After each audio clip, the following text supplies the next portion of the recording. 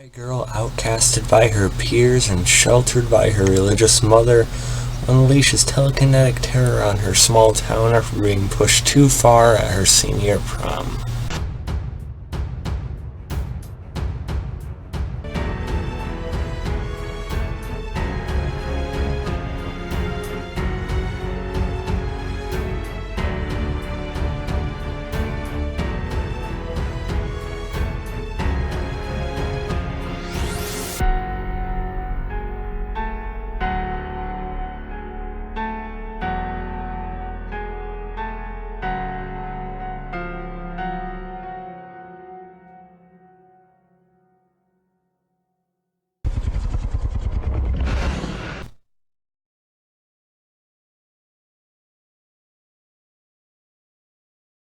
Hey, what's up, you guys? Bloody Jacob here to bring another horror movie review. Yes, we're getting back to horror a little bit, considering I've done like basically 90% action movies for the past few months. My main love, my main genre is still horror, and I do want to get back to more of those movies. It just depends on my moods and what I feel like watching, really, like anyone else. And I tend to do videos on the majority of things I watch.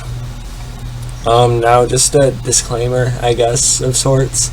I haven't seen the original Carrie movie. I haven't seen the 2002 film.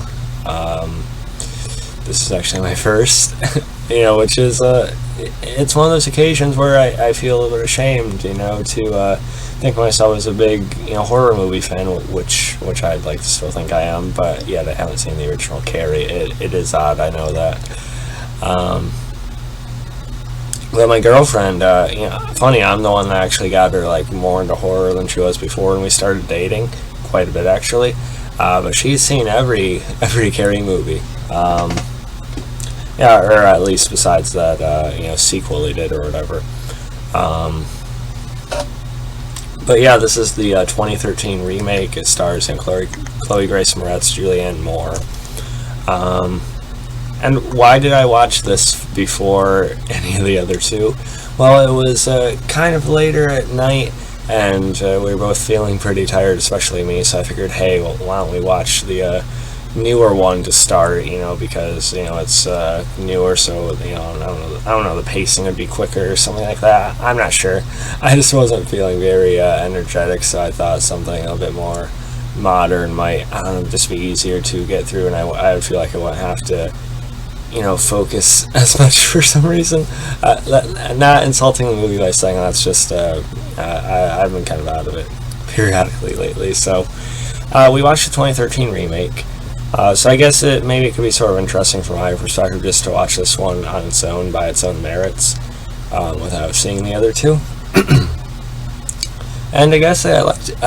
Excuse me, I guess I liked it. I thought it was pretty decent, solid.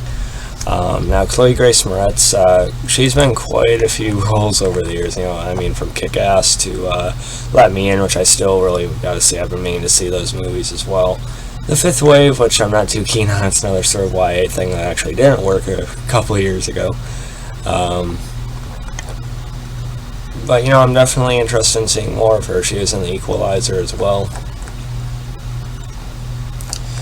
But so her as Carrie, this outcasted person, has a lot of, shit weighing on her head and her shoulders, from your stereotypical, bratty, high school girls to an overbearing mother who really, really pushes hard her religious beliefs that she grew up with for her own reasons on her. So you got a girl that's dealing with a lot. And when she's really pushed too far by, the bullies at her school, it starts, with her sort of treading the line between, staying the good person she actually started as to giving in to the breaking point these factors in her life have pushed her to. And, I seen some, open criticisms when Chloe Grace Moretz was cast. My girlfriend told me about him as well. That she's too pretty. She looks like one of the popular girls or something like that. I gotta say, appearances aren't everything necessarily. That doesn't determine what goes on in someone's head, whether you perceive them as attractive or not. It doesn't determine what they're going through as a person. I mean, Chloe Grace Moretz is obviously a very beautiful girl. Not saying that at all. And I think they added just the right, or just the right amount of lack thereof of makeup, and to make it look like, she either doesn't know how or doesn't really choose to, perk herself up in that way like all the other, beautiful girls at her school, right? So I think they found a good balance with, her more natural appearance in the film. And I think she honestly does a good job here with her, well, I guess you could say her social issues and stuff like that, and her mannerisms and such, and just how kind of closed off and sort of in her own shell she feels and perceives herself as a person. That's what she shows the world. And I have like a love interest come in. Let me see if I can get his name. Maybe not. Okay, yeah, Tommy Ross, played by Ansel Elgort. He was actually a likable character in this. I know John Travolta played him in the original film, which again I still have to see. This kid came across pretty likable. I mean, he's one of the main stuck-up girl's boyfriends. The girl who ends up having sort of a bit of a guilty feeling about how the other girls at the school are treating her.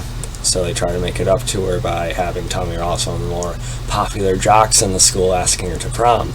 But he seems to start taking a genuine fondness to Carrie, or not mind being around her as much as possible.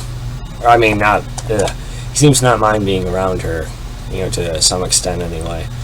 At first you were wondering if he's forcing himself, to sort of, treat her better, and he kind of is at first, but you can tell it gets easier a little bit for the both of them, and I genuinely felt good, seeing Carrie happy and, almost feeling like she has belonging and people that could actually care about her, and then maybe it won't be so bad for her all the time. And it's coming. We all know what it's building to. Even though I haven't seen the original films, I know about, Carrie covered in blood and everything like that, so we know where it's all going. And you feel bad, or at least I did, with the direction they're about to take at that prom, where she's finally getting her moments and everything. That's another thing that Chloe Grace Moretz did well, again, with her mannerisms and stuff, and her expressions as well, her emotion that she showed, and when she held back and when she didn't. I thought it all worked pretty well. And then Julianne Moore, I think she was very, very, very good as the mother. She made her feel real, even though she's such like an I don't know if I would say over the top person, but sort of, just sort of, over the border on, her stance on things. And scarily enough, there are people like that to some extent in this world. And I think Julianne Moore did a very, very fine job with that. And I honestly can't see any of the actresses who played the mother in the other films being really any better than her. She may have been the best part acting-wise, critically anyway, I think. And the film is predictable. It is straightforward. It doesn't really take much of a turn from what I've generally seen compared to how the other films go. I mean, I'm sure there's some differences, but and now the finale where she finally snaps, they set her up and she just goes ballistic at the prom, killing everyone, whether they had anything to do with her or not, using her powers. It's a cool sequence. I mean, again, I just love some of Chloe Grace Moretz's facial expressions and just sort of the way she, is moving around, when she's using all her powers to, slaughter these people. It was pretty good. But there was some obvious, CG shots and effects and stuff like that, which threw it off a little bit for me. But it was what it was with that. I also got to mention Judy Greer as one of the teachers, the gym teacher. She came off likable, a bit forced into the situation, but... And then I enjoyed the ending, I think I found a good balance of what they were going for. I mean, you had, again, the girl who was taking sympathy on Carrie. Let me just see if I can... Okay. But yeah, Gabriel Wilde, Sue.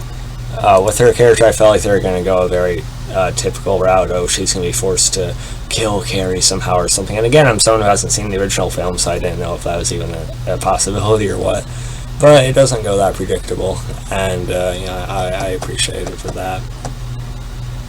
So yeah, overall, this isn't like a mind-blowing horror movie, but I think it's pretty good. And again, it's hard for me to say how good of a remake it is when I haven't seen the original films, but again, on its own merits, I think it's a factor too. And I thought it was fine. I thought it was pretty good, solid even. I didn't really have much of trouble getting through it or watching it or anything like that. It's not that long either. It's an hour and 40. So yeah, if I had to rate Carrie overall, I'm giving it like an 82, 83%, a solid B, almost drifting to B minus, but I still thought it was pretty good.